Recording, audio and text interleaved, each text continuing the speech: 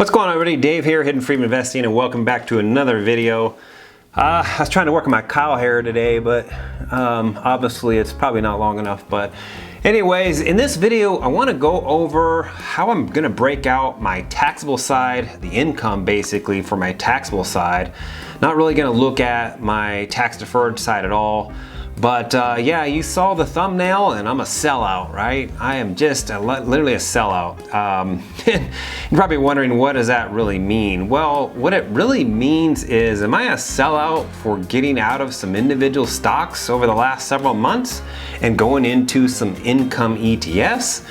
That's debatable, right? Obviously, if you have a $1.2 million portfolio, and you have an average of say about 3.3% dividend yield across that portfolio, that's not going to generate enough money to live on, in my opinion, because a lot of that money for me would be on the tax deferred side as well. So that's where the income ETFs come into play. And so over the last several months, you've seen me get out of some individual stocks, kind of reduce that a little bit, and then go into some income ETFs. So that's what this video is all about. We're gonna kind of break that down. We're gonna use a new tool that I built here to kind of just play around with some numbers, get an idea of the yield across various positions and all that. So let's not waste any time. Let's go ahead and get started.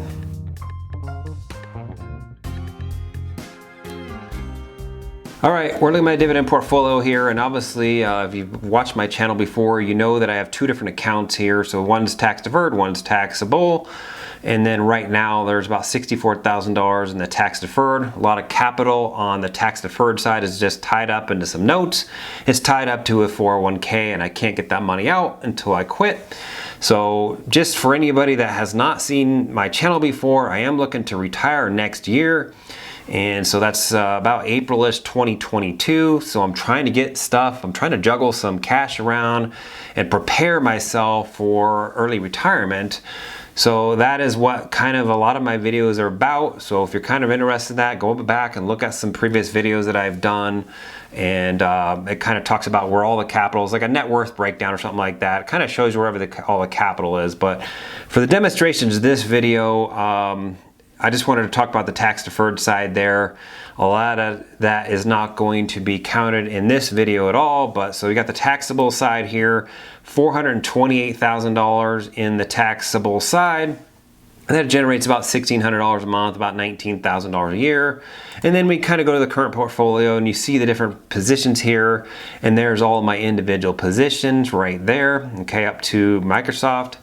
So, and then I got these 4 ETFs down here at the bottom. And you've seen me, if you see my channel, you've seen me kind of get rid of some positions because obviously I'm double dipping or single dipping or something like that. You know, it might be in Vanguard, VYM, and it might be in DIVO or something like that. So I got rid of some of those individual positions. Now, I don't really have any intentions to get rid of any of these other individual positions in the portfolio.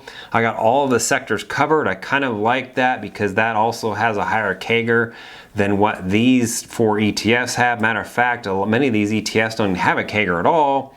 I believe VYM does, and maybe possibly DIVO does. So that brings us over here to, let's see here, the tools. So I added this new tools section here. So anybody that's bought my spreadsheets, you will get that. It's actually in there now, but I will be doing a new release probably by the time this video comes out because there's some stuff I changed, obviously, many things I changed. But anyways, that is in there right now. So average yield tool. So right now, this has actually got real numbers in it. Okay, so right now VYM has about $71,000 in it. DIVO has about $38,000. XYLD, well, no, XYLD's got 0 in it right now. So, and then NUSI has $110,000. Okay, so like I said before, this is only taxable side. All right, I'm not talking about my tax deferred side at all here. All right, so right now NUSI has about $110,000 in it, DIVO $38,000, VYM $71,000, JEPI about $48,000. And then we got other in there, so that kind of just encompasses all my individual stocks. So right now there's about $160,000 across all those individual positions in there, and that has about a yield of a 3.3%. And then my real estate notes, I do have a lot of capital in real estate notes that is getting paid back slowly, but right now there's $330,000 in there and it's 6.9%, and that is perfect. I mean, it's 6.9%, almost right on the dot. All right, so right now, as everything stands on the taxable side, I would be generating about $43,000 of income off of $757,000, okay? And that average yield across all of these investment vehicles, if you want to call it that, is 5.75% for a monthly income of $3,628. Now, my goal by April-ish of next year is to have at least $4,000 of income on the taxable side. Now, this is not taking into account my options account, okay? So right now that account has $267,000 in it. I also have some real estate flips. I'm hoping to get that capital back. So, and that capital will go into the options account, which will come out to about $450,000, which I'm looking to generate another 1 to 2% a month off of. Now, that is not included in here at all. That is kind of just extra. Right now, I want the passive income to be roughly about $4,000 a month, which is about $48,000 per year. Now, obviously, if you're looking here, I'm not that far away from it, right? So I can kind of mess around with some of these numbers here, either move some assets around, or as these notes gets paid back, I can dump capital into XYLD, QYLD, and you're like saying, Dave, what the heck are you talking about? Why would you go into QYLD? For anybody that's been following me for a while, there's been a lot of comments and stuff saying, why do I hate QYLD? And my response has always been, I don't trust it. Not to mention they had been paying out more than they earned, but I just don't trust it. So right now it just needs a little bit more history, especially since they changed the index in the last year or so. And right now, would I invest in it? I would probably, but it wouldn't be a large amount. So right now, you know, even with the taxable side and the tax deferred side, eventually this will get up to 1.2 million and above. I will maybe go into some QYLD, maybe $100,000, okay? So that's obviously about an 8% of my total investment, okay? So if it's $1.2 million, we'll put $100,000 into QYLD on the tax deferred side. That'd be about 8%, right? So I'm pretty comfortable with that. I will just kind of use QYLD as a kind of a tool or something like that if I need to raise my yield up a little bit. So let's just use that example. If I, you know, put $100,000 in there like that, and then I took $100,000 away from this one, obviously my income should go up, right? So look at, I already hit the $4,000 a month. Okay, so that's just taking, you know, something from 6.9% yield and throwing it into the 11.98 yield, and then I meet my goal. Okay, now obviously I'm not sure that I'm going to go into QYLD on the taxable side. I'm not really sure yet. I kind of need to figure out how a lot of these things are taxed as well, so I'm kind of figure out that next year. Right now I'm happy with DIVO, NUSI, and JEPI, and I might start a position in XYLD. I'm okay with XYLD right now. So let's go ahead and just clear those back to where they were. So okay, they're back to where they were. So if I took $100,000 out of the notes as those get paid back and then threw those into, say, XYLD, so we'll put $100,000 in there, not 10, obviously. So $100,000, that obviously does not get us to our goal. It did raise our yield because XYLD has a higher yield than the notes do, but it doesn't get us quite to our goal. Okay, now VYM, I'm in such high capital gains in that right now, otherwise I'd probably dump almost maybe all of that out of there and go into DIVO. So DIVO is my new love at this time because they basically hold some positions in there, great positions in there, and they do cover calls against those positions. Not all of them at the same time. It's just really opportunistic what positions they do the cover calls against. VYM, if you've been following me for a while, if you haven't, I was doing covered calls against VYM and it just wasn't working very well. So that's kind of the reason why I sold out a lot of VYM. I had several thousand shares and I kind of just sold some off and then went into DIVO. So right now I really don't want to sell any VYM because there's a lot of capital gains tied up in there, and I really can't afford the capital gains this year. I'm already up so much in my options account, already so much up in capital gains this year, plus my W2 income. So right now it's just going to stay in there. So let's go ahead and back that out to where it was. And okay, so 330. All right, so this is where things stand right now. So I need to make another $400 a month. Now, obviously I could take money out of the options account, and I probably will by the end of the year. And I'll probably go into XYLD. I like XYLD a little bit better than QYLD at this point, because the NUSI at this point is kind of against the NDX, which is the NASDAQ. And they're also running a collar strategy if you're not aware. So what I could do is QYLD is kind of against the NASDAQ as well. But if I go into XYLD, that's an S&P 500.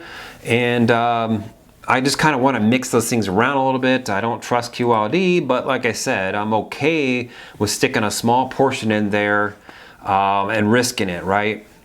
And whatever I need to do to get this up to $4,000 by April of next year of 2022, that is my goal anyway. And obviously I'll be using the options account to, you know, kind of, as I always call it, shit out of Tesla when I need to.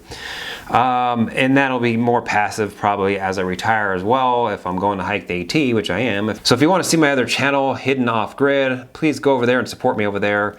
I'll be sharing the Appalachian Trail videos over there and a bunch of other stuff, early retirement stuff and all that over there as well. So what do you think of my strategy? Comment below. Go ahead and like and subscribe and hit that bell notification. All right, so you're thinking, all right, well, if I had, you know, everything, so this other right here, by the way, is just the individual stocks, 3.3%. So if I had a $1.2 million portfolio, that what brings it to what, 60, let's see, let's just do the math here because I don't even know. So 1.2 million times 0.33. So that's about $39,000, almost $40,000 of income. So if I had a $1.2 million portfolio and it was in traditional individual positions, I'd have about $40,000. And granted, a lot of that would be over on the tax deferred side, which I can't really access until I'm 59 and a half, unless I'm gonna Roth ladder it out. Which I've even talked about. I even created this Roth ladder, you know, tab here, which I've made a video on as well. If you want to check that out, go ahead and check it out. But the Roth ladder is not a 100% good solution for me right now, obviously, because it's going to take at least 5 years to start Roth laddering that out and, you know, having those chunks sit in there for 5 years where I can withdraw. And obviously I can't do a large amount every year either, because that'll just put me in a higher income tax bracket, right? Because everything you convert is counted as, I think, ordinary income. So if I want to convert $20,000 a year, well, guess what? I'm gonna have to probably pay ordinary income taxes on that 20,000 plus whatever other income I have. So that's kind of out of the question, and that's the reason why the income ETFs are even in my portfolio. Now granted, the income ETFs might not be a way for you to go, all right? So I'm close to being retired, all right? About 10 months away, okay? Just a little bit longer than gestation period, all right, to have a baby, okay? So I'm very close.